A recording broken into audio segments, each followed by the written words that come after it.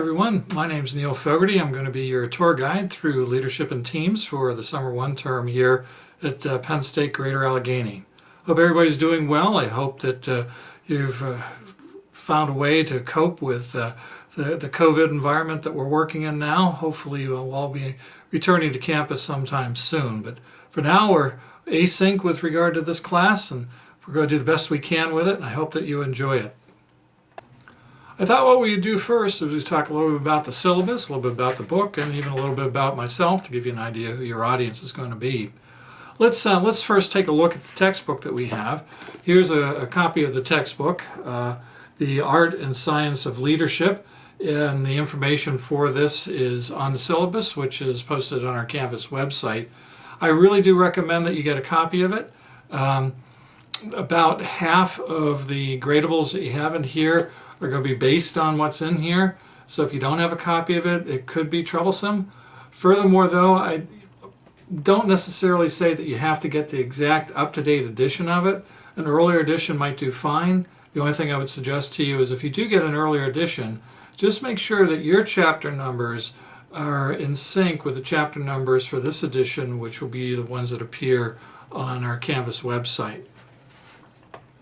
Well, before we get to the syllabus and go over some of the key aspects of the class, I thought I'd give you a little bit of an idea of who I am, a little bit of an introduction for me. Again, my name's Neil Fogarty.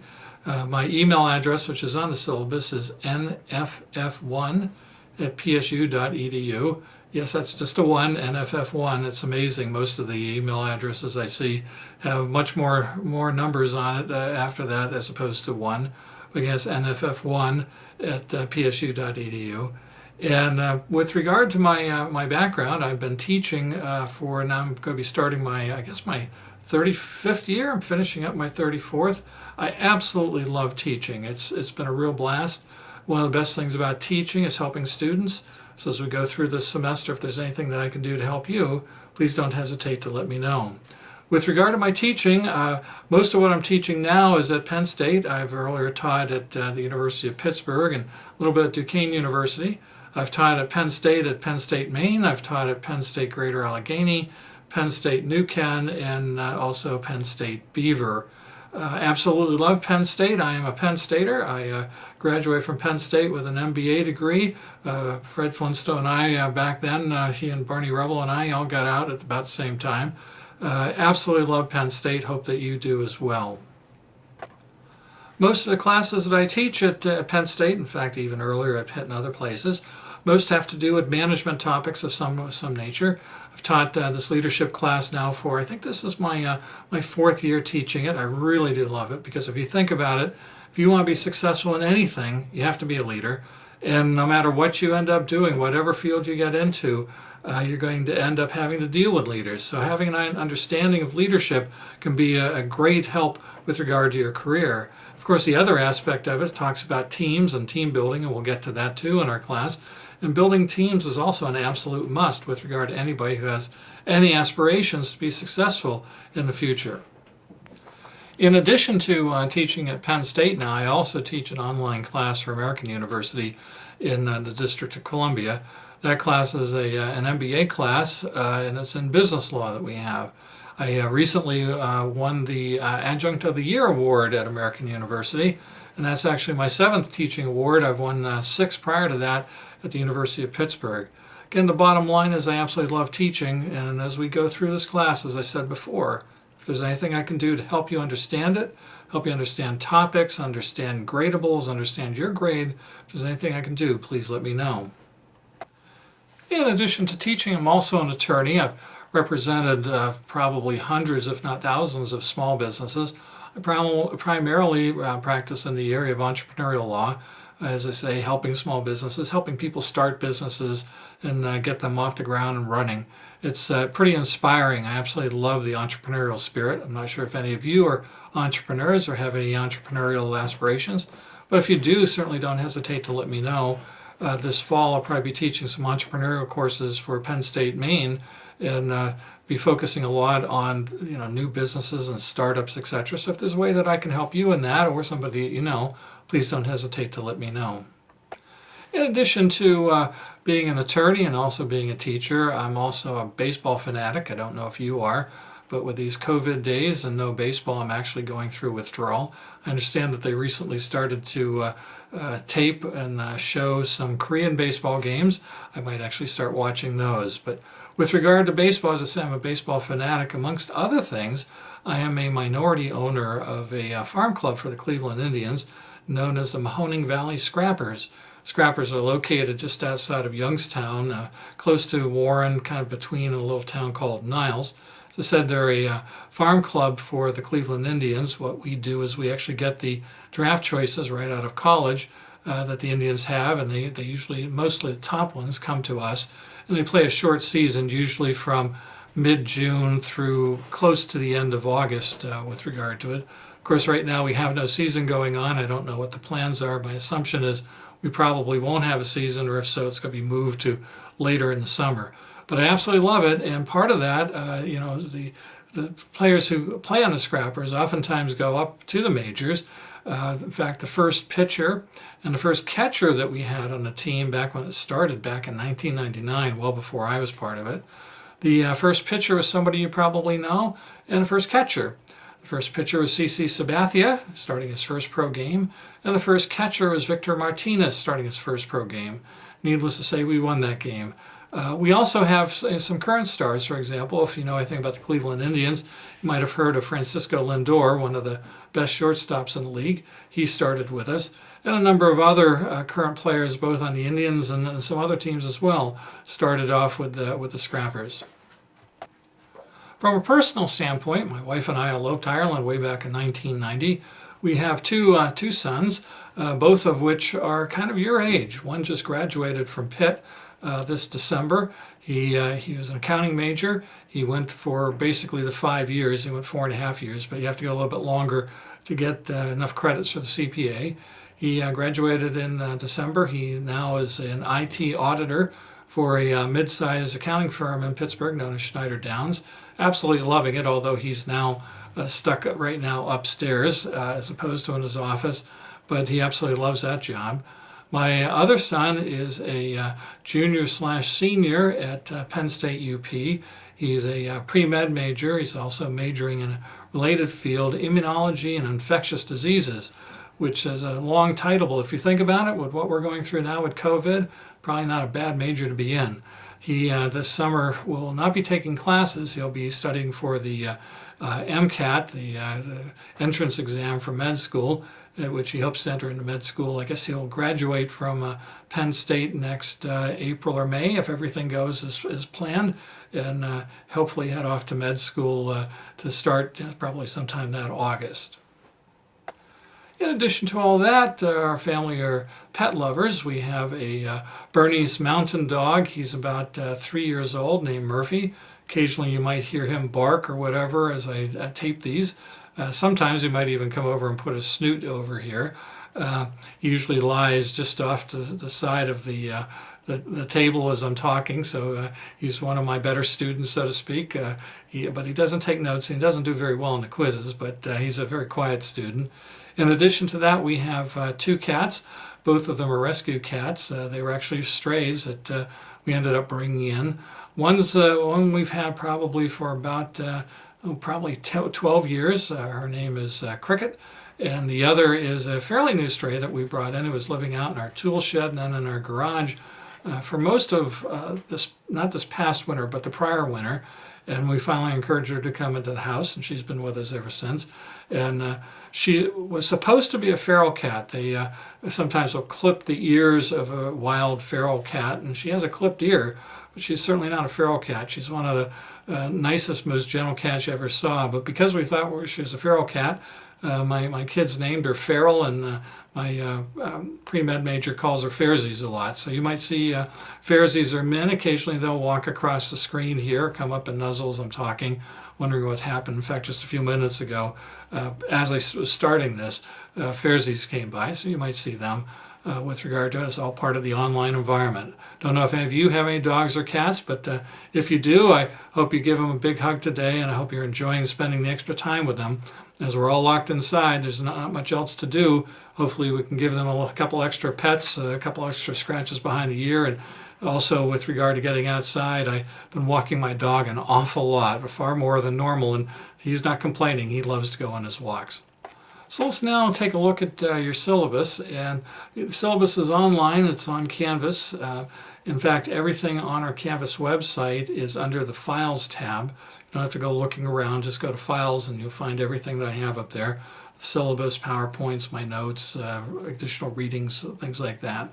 With regard to the syllabus, the key aspects of it I'm going to talk about online. The rest of it you can read through, and if you have any questions, let me know. Probably the most important thing that most students look at is how am I going to get graded here? So with regard to your grades, you're going to have 4 gradables in this class. You're going to have Quiz 1 and Quiz 2, and you're going to have an individual, what do I call it here, individual case presentation, and you're also going to have an individual team project. The quizzes are each worth 25 points, or 25% of your grade. The individual case presentation is worth 20 points, or 20% of your grade. And the individual team project is worth 30 points, or 30% of your grade. So let's talk about your quizzes that you're going to have in here. Because you're going to be taking this at home, they're both going to be OpenNote and OpenBook. And you can also use any of the resources that we have on Canvas, including the PowerPoints. My notes are up there, plus there's some additional readings, etc. You certainly can use those for either or both Quiz 1 and Quiz 2. Let me talk a little bit about Quiz 1, then go over to Quiz 2. And again, both of these are worth 25% or 25 points out of 100 for your grade. On Quiz 1, you'll see the chapters that are going to be covered are on your syllabus. And the quiz will be generally in 2 parts. It's been historically in 2 parts. The first half of it, roughly, is going to be multiple choice and true and false. Those questions tend to come mainly out of the book. And then the second half is going to be short fill-in. Those questions tend to come mainly from my lecture. Any additional readings, if I assign a video for you to watch or something like that, those tend to come from there. Oftentimes I might put extra credit on an exam. If I do, the extra credit usually is a short answer, sometimes short essay with regard to it. And for both quizzes, you usually have an hour to take them, and then you turn them in. Even if the class period goes longer or whatever, you certainly, as I say, just take the hour and you'll be all set. Quiz 2 is going to be structured almost identically to Quiz 1. The quiz will cover just those chapters mentioned in the book for Quiz 2. It's not cumulative, although there are some basic foundation materials that we talk about through the entire class. So those foundation materials that we talked about in the first half of the class and that we talked all the way through the second half of the class about, certainly they're fair game on Quiz 2, in addition to the chapters that you see set forth on the syllabus. In addition to the quizzes, I also like to see students find a practical application for the theories that we talk about. It's one thing to learn all these theories, but if you can't use them, what's their worth? You probably won't remember them, and if you don't use them, you've wasted your time studying them. So I want you to find a way to use them, and there's 2 ways that I try in class to get this to occur. This involves both the following gradables. The next gradable is your individual case presentation, which is 20 points or 20% of your grade. I'll be posting on Canvas the exact assignment for that, the ins and the outs of it. But basically what you're going to do is you're going to pick a leader and you're going to apply the various topics that we've talked about in class up to that point to your study of the leader. You're going to talk about that leader going back to these various points and trying to show us how the points actually have some reference to reality as opposed to just being completely theoretical. That presentation you're going to do is put it onto a video, and then I'll tell you how to upload it. You'll probably upload it to YouTube, but we might find a way that you upload it either to Canvas or to Zoom as well. The last of the gradables, another project where you're going to try to get a practical feel for the theories that we're talking about, is the individual term project that you're going to do. This is worth 30 points or 30% of your grade. Once again, I'll post all the particulars of it up on the web, But historically, what I've asked students to do is I will probably show you a video in which there are 3 leaders, and I'll ask you to do an analysis using what we talked about over the term of those 3 leaders and tell me what you think about them, compare and contrast them, etc. And as I say, again, you're going to apply the materials that we talked about throughout the term to it. And once again, that presentation you're going to put together is going to be a video presentation, which you'll probably upload to YouTube, but you might upload to Canvas or to Zoom. It depends. As we get a little bit closer, I'll make that decision. One of the nice things about an async class is you can go pretty much at the speed that you want. You have to conclude by the end of the term, but if you want to start and get it done early, you certainly can. I know one of my sons, the son who goes to Penn State, oftentimes when he's taken some async classes, has done just that. If time allows, he tries to get the class done early, and you certainly can do that as well. If you take a look at our syllabus, you'll see the various due dates for these various projects, but if you want to get them in early, I don't have a problem with that whatsoever. I'll try to have all of the lectures uploaded early in class, maybe even before class starts. All the notes will be up there, all the assignments are up there, so you can proceed at your own pace. If you want to go per the syllabus and turn it in on due dates, great. If you want to go a little bit faster and get it done earlier, that's fine too. If you do turn in your assignments or take the quizzes, etc., on the days that are set forth in the syllabus, let me just tell you what those are. Again, you look at your syllabus, you'll see them. But quiz 1, you want to take by or before May 29th. The independent case project is going to be due by June 5th. So again, you can do it earlier if you want. Quiz 2 is going to be due by, if not before, June 12th. And the term project, individual term project, is going to be due by, if not before, June 22nd. If you have any problems with any of these dates or whatever, certainly don't hesitate to let me know. Just shoot me an email, and we'll be glad to chat with you via email. Or if we have to, we can certainly get a Zoom meeting going and talk with each other at that point as well.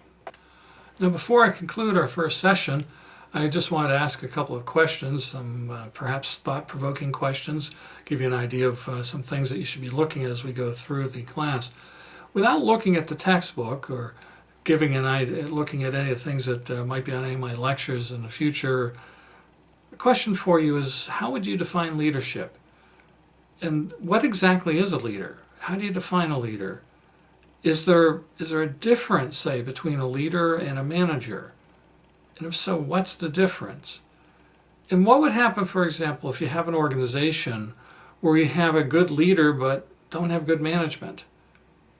Or on the flip side of the coin, what would happen in an organization where you had good management but you didn't have a good leader?